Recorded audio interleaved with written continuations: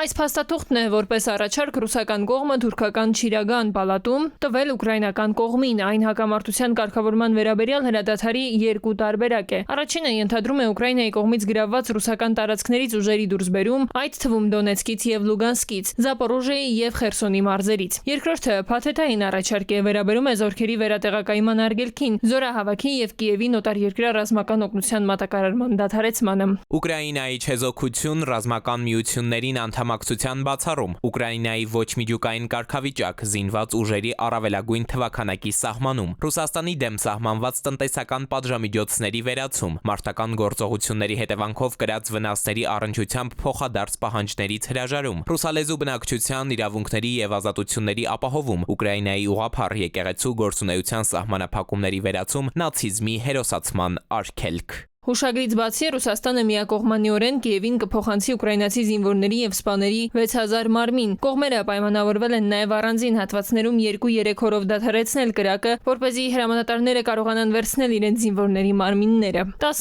հղում անելով իր աղբյուրին տեղեկացնում է, որ Ռուսաստանի եւ Ուկրաինայի բանակցությունների հաջորդ փուլը կրկին Ստամբուլում կլինի։ Կիևը վերջին ռազմական հաջողությունից հետո ինչպես կդիրքավորվի ռուսական հուշագրի կետերը որքան ընդունելի են, դժվար է խոսել պատերազմի դադարի մասին։ Փորձագետները համոզված են կողմերը համաձայնությունից շատ հեռու են։ Ուկրաինական կողմը ոչ զիջման չի գնում, փաստացի չի ճանաչում այն իրողությունները, որի մեջ ինքը ապրում է, իսկ ռուսական կողմը ունի իր պայմանները, ընդդեմ այդ պայմանները նոր չեն։ Ռազմական փորձագետն ասում է, ուկրաինական կողմը այս փուլում պատերազմը ավարտելու մտադրություն չունի, բայց դա ոչ թե Կիևում, այլ եվրոպական 3 երկրներում են որոշել՝ Մեծ Բրիտանիա, Ֆրանսիա, Գերմանիա։ Ասում է, նրանց է պետք, որպեսզի Թրամփի նախընտրական խոստումները ձախողված համարվեն։ Դրանցից առանցքայինը ռուս-ուկրաինական հակամարտությունն ավարտելն էր։ Սա նշանակում է, որ կոնգրեսում միջանկյալ ընտրությունները բացելուց հետո իսկ հաղթելու են դեմոկրատները, դա մեծ հավանականություն եւ բավարար պարարտով կարող է անցանալ եւս 2 տարի հետո ամեն նոր նախագահական ընտրություններում հանրապետական կուսակցության տեխնացուի պարտության համար։ Այն մարտավարությունը, որը որդեգրել է